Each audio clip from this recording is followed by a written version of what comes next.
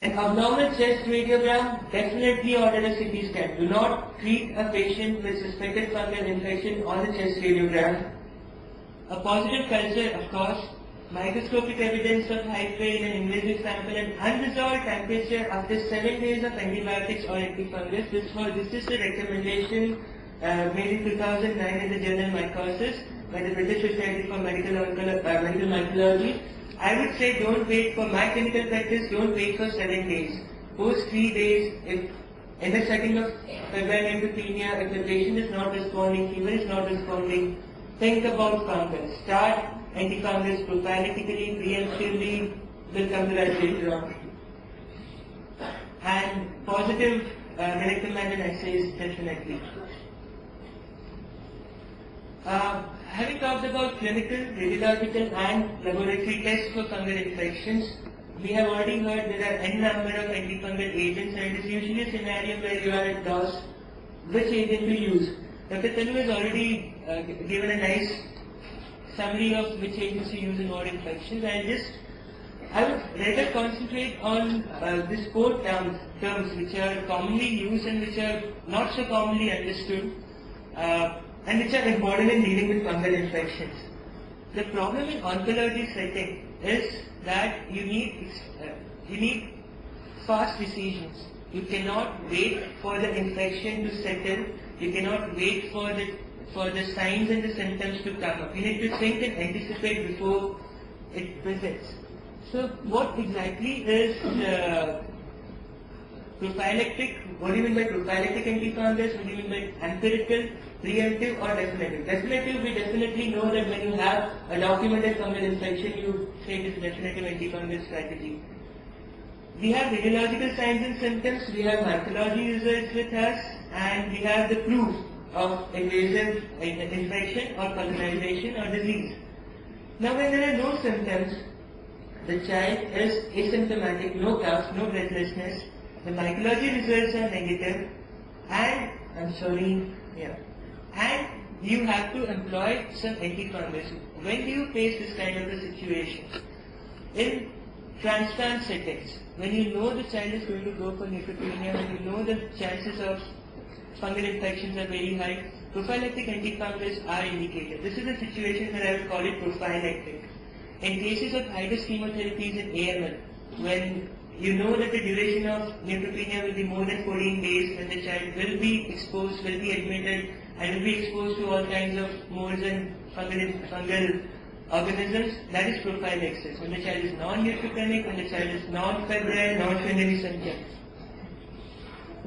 Persistent fever. Child has a cancer, you have given chemotherapy, he is having neutropenia, he is having persistent fever. The mycology results are still negative. After 3 days, will I consider antifungals? Definitely. That is my empirical beginning of antifungal treatment. Directed or definitive, definitely clinical signs and radiological signs are present.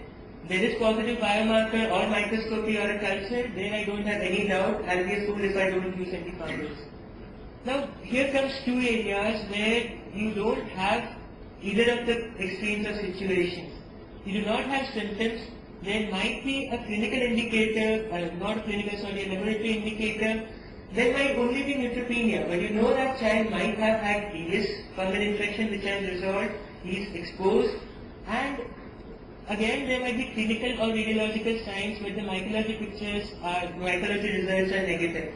These are the situations when I would think considering to start preemptive antifungals. So antifungals all along this spectrum have different names, I would say, and they look and sound good when talking to an audience, but the basic effort, the basic attempt is to anticipate fungal infections in febrile neutropenia and treat them before they really show up.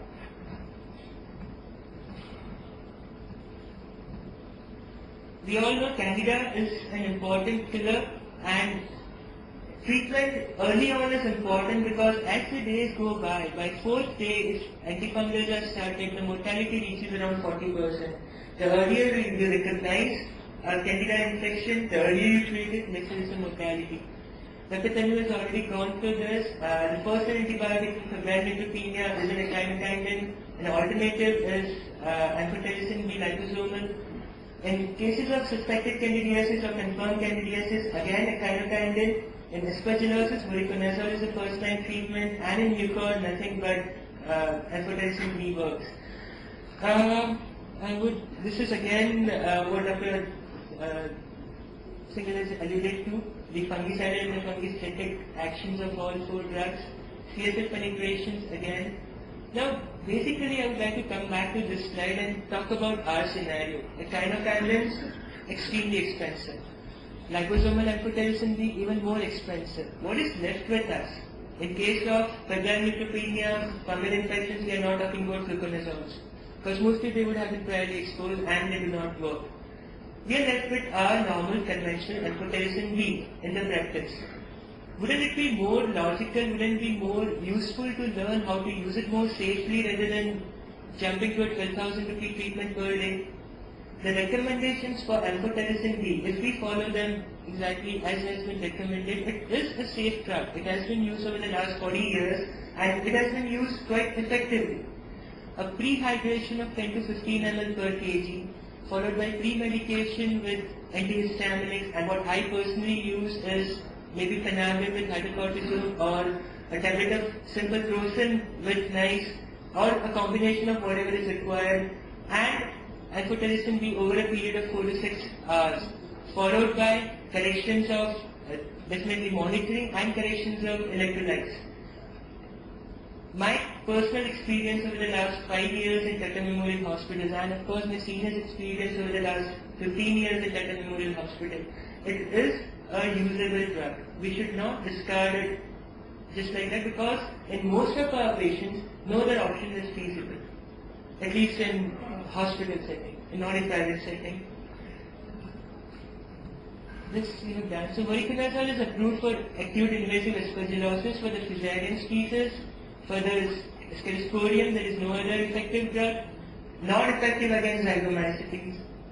Caspofungin, invasive candidiasis, invasive aspergillosis, refractory to or intolerant to standard therapies, and as an empirical therapy for fungal infections in febrile neutropenia patients.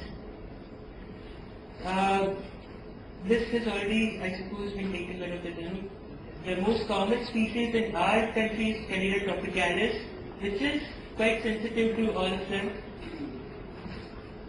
Now the IDSA guidelines for candidiasis recently published say that for neutropenic patients, the echinocandin is the first-line agent. Those who have been not exposed to echinocandin preferred for most patients. Fluconazole is recommended without prior azole exposure, and who are not critically ill. But most of the oncology patients we are thinking of invasive candidiasis are critically ill. In second line, the liposomal amphotericin B would be a fair choice.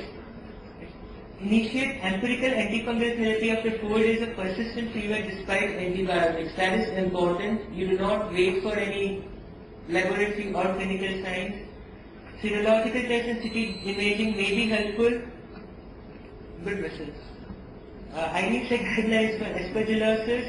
Voriconazole is a primary therapy recommended. Liposomal amphotericin B is a second line treatment or an alternative treatment.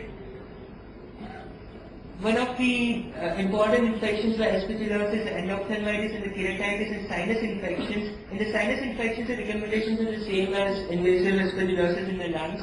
And in the eye, endophthalmitis and keratitis, it is usually amphotericin B.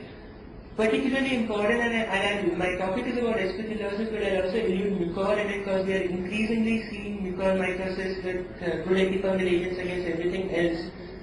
Both any end organ involvement by mucor or aspergillus needs local instillation of the drug, needs maybe surgical debridement and maybe soaked packages of amphotericin B. Okay. This is a CT scan picture of a fungal nodule. Post 2 weeks, sorry, what's happening? Okay. Post 2 weeks, I'm seeing this picture. What would I call it? Is it a success of the antifungals or the failure of the antifungals? The point I want to make is that increased volume of lesion by CT scan and in response to antifungus do not correlate with outcome because there is an entity known as PIRIS, that is pulmonary immune reconstitution inflammatory syndrome. In just 30 seconds, when the counts are recovering, there is a release of lot of cytokines in the body. The cytokines go to the place where fungal infection is there. Due to chemical reactions, the capillaries become more permeable, and there might be an increase in the size of the lesion radiologically. The child may be improving clinically, the child may even deteriorate clinically with increased chest symptoms. It does not mean that your antifungals are failing. Take-home message: early suspicion saves lives. Role of prophylactic, preemptive, empirical and definitive antifungals. If I made that much clear, I am happy. Further discussion would be on combination antifungals and the role of GCSF in not only increasing the counts but helping treat fungal infections. Thank you.